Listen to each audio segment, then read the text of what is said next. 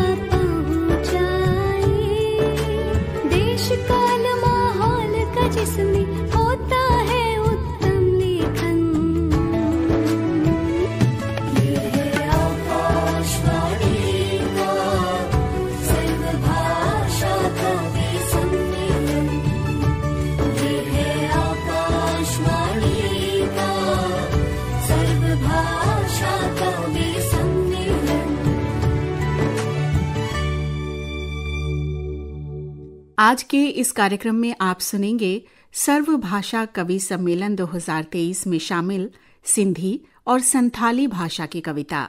श्रोताओं, कहते हैं जिंदगी का सफर कभी अकेले नहीं कटता। तितली भी उड़ती उड़ती पत्तियों की ओट में बैठी अपनी कोई सहेली ढूंढ ही लेती है। कोई पराया पंछी उन्हें पकड़ने का जकड़ने का जतन करता है तो उसकी सखी भले ही उसे बचा नहीं सकती, पर शोर तो मचा ही देती है। किसी का साथ देने, किसी का हाथ पकड़ने का महत्व कुछ ऐसा ही होता है। लीजिए सुनिए सिंधी कविता। कवि हैं डॉक्टर विनोद एच आसुधाणी। सिंधी गजल आपके समक्ष प्रस्तुत कर रहा हूं। दोस्तों, सिंधी गजल ॿुधंदा।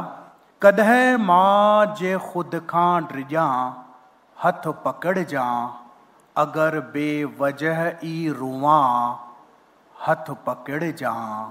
कॾहिं वड फोड़े मींह में ककर पोयां, कॾहिं वड फोड़े मींह में ककर पोयां, जे पेरे उघाड़े डुकां हथ पकड़जा। कॾहिं डॉक्टर विनोद एच आसुधाणी की इस सिंधी कविता का हिंदी अनुवाद प्रस्तुत कर रही हैं युवा कवित्री और प्रसारण कर्मी सुश्री नीलम कानिया। डॉक्टर विनोद एच आसुधाणी की कविता अभी आपने सुनी। गज़ल है, ये सिंधी गज़ल है और अलग अलग शेर हैं इसमें। इससे पहले कि मैं उनकी गज़ल का ये हिंदी भावानुवाद यहाँ पर पढ़ूँ, मैं आपको बताना चाहती हूँ कि डॉक्टर विनोद जन्म से ही दृष्टिबाधित हैं। इसलिए जो भाव भंगिमाएँ और जो प्रतिक्रिया आपकी और मेरे लिए मायने रखती है, वो डॉक्टर विनोद के लिए कहीं ज़्यादा गूढ़ हो जाती है, उसके मायने बदल जाते हैं। इस गज़ल में बहुत सारे बिंब हैं, कई छवियाँ उभरती हैं। कायनात और प्रेम के गूढ़ संबंधों को दर्शाया गया है और जीवन के अलग अलग पड़ाव हैं। महसूस कीजिएगा, हर शेर में एक अलग कहानी है।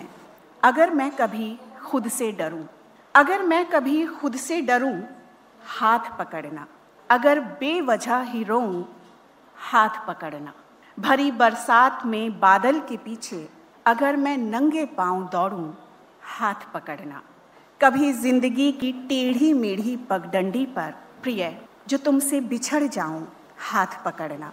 यहाँ शायर ये नहीं कह रहा कि मुझे सदा देना, मुझे आवाज़ देना, वो आपसे चाहता है कि हाथ पकड़ना। और क्यों, ये वजह आप जानते हैं।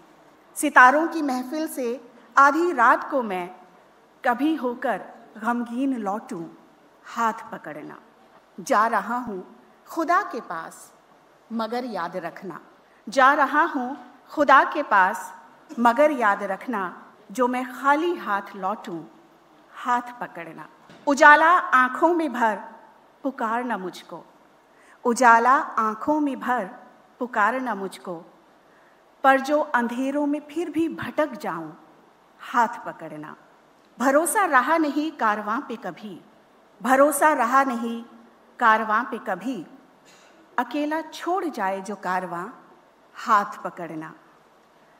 छोड़ जाए जो साथ चांद तारे और सूरज, छोड़ जाएं जो साथ चांद तारे और सूरज, अंधेरों में भी मैं जी सकूं, हाथ पकड़ना।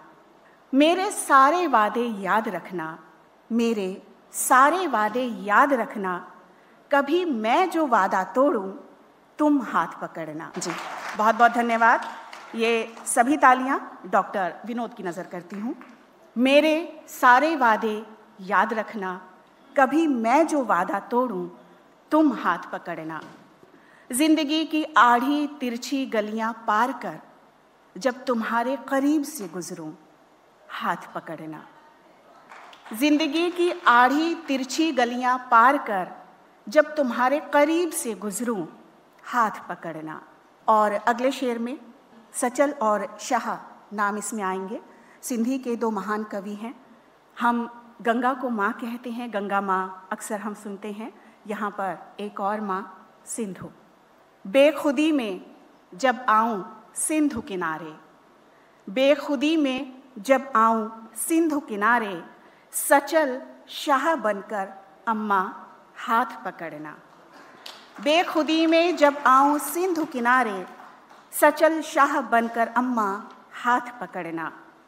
जिंदगी से अभी ये आस है बाकी, जिंदगी से अभी ये आस है बाकी, कभी अजनबी सा मिलूं, मेरा हाथ पकड़ना। जिंदगी से अभी ये आस है बाकी, कभी अजनबी सा मिलूं, मेरा हाथ पकड़ना। कितना प्यारा अनुरोध। जीवन की बहुत सारी जटिल समस्याओं का बेहद सरल सा समाधान यहाँ पर, हाथ पकड़ना। और अगला शेर, उम्र पकने का एहसास इस शेर में। न ही टहनी न ही वृक्ष का कोई अपराध, न ही टहनी न ही वृक्ष का कोई अपराध, सूखा फूल बनकर मैं गिरूं, हाथ पकड़ना। कभी दिल से कभी जहन से काम लिया, पूरी उम्र को याद करने का एहसास यहाँ पर। कभी दिल से कभी जहन से काम लिया, जब किसी की भी ना मानो। जीवन में आते हैं ऐसे बहुत सारे पल आते हैं जब हम आपे में नहीं होते। कभी दिल से कभी जहन से काम लिया, जब मैं किसी की भी ना मानूं, तुम हाथ पकड़ना। और ये आखिरी शेर इस सिंधी गज़ल का।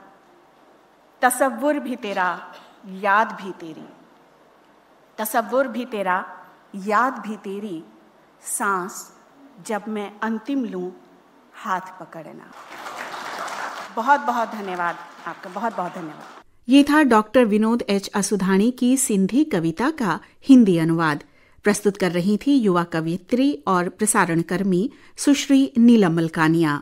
साथियों, हर जीव की भोजन पहली और जरूरी आवश्यकता है। अन्य बातें बाधक न बने तो हर जीवन अपने लिए खाने का प्रबंध कर ही लेता है। जिस दिन और जिस समय उसे खाना नहीं मिलता, उसकी सारी युक्तियां और मेहनत भोजन के शास्त्र में उलझ कर रह जाती हैं। ठीक श्री गौर चंद्र मुर्मू की इस संथाली कविता गरम भात के पास की तरह।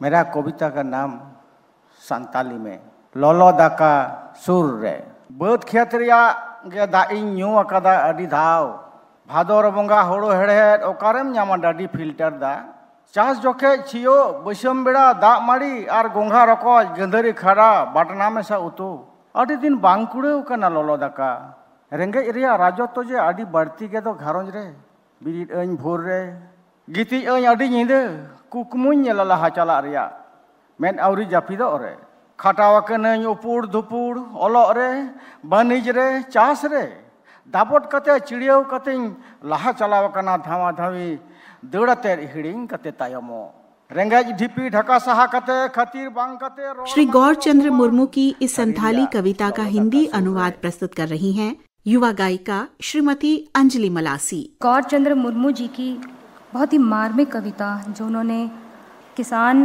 की व्यथा को वर्णित करते हुए कही है। मैंने खेती की, धान खेत का पानी पिया है मैंने खेती की, धान खेत का पानी पिया है मैंने। भादों के महीने में खेती की, वहाँ कहाँ था कुआं, नहीं मिलता था पीने का पानी। वहाँ कहाँ था कुआं, नहीं मिलता था पीने का पानी। पिया है मैंने धान खेत का पानी। खेती के समय हल जोता है मैंने, खेती के समय हल जोता है मैंने। कभी दोपहर में खाता था घोंघा शंबूक मिली साग सब्जी, और कई कई दिन नहीं मिलता था भोजन। खेती के समय हल जोता है मैंने, कभी दोपहर में खाता था घोंघा शंभूक मिली साग सब्जी, और कई कई दिन नहीं मिलता था भोजन। ऐसा था मेरा परिवार, ऐसा था मेरा बचपन। मैंने खेती की, पिया है मैंने धान खेत का पानी। सुबह जल्दी उठता और रात देर से सोता, सुबह जल्दी उठता और रात देर से सोता। आगे बढ़ने के सपने देखता था नींद आने के पहले, आगे बढ़ने के सपने देखता था नींद आने के पहले। मैंने खेती की, पिया है मैंने धान खेत का पानी। मेरी कड़ी मेहनत जारी रही, मेरी कड़ी मेहनत जारी रही। मैं दौड़ता रहा, मैं भागता रहा। मेरी कड़ी मेहनत जारी रही, मैं दौड़ता रहा, मैं भागता रहा, और फिर पीछे न रहा। मैं आगे बढ़ गया, भूख पर नियंत्रण कर मेरी जिंदगी बदल गई। मैं आगे बढ़ गया, भूख पर नियंत्रण कर मेरी जिंदगी बदल गई। भूख ने मुझे पहुंचा दिया गरम भात के पास। धन्यवाद। श्री गौरचंद्र मुर्मू की संथाली कविता का हिंदी अनुवाद अभी आपने सुना, जिसे प्रस्तुत किया युवा गायिका श्रीमती अंजलि मलासी ने।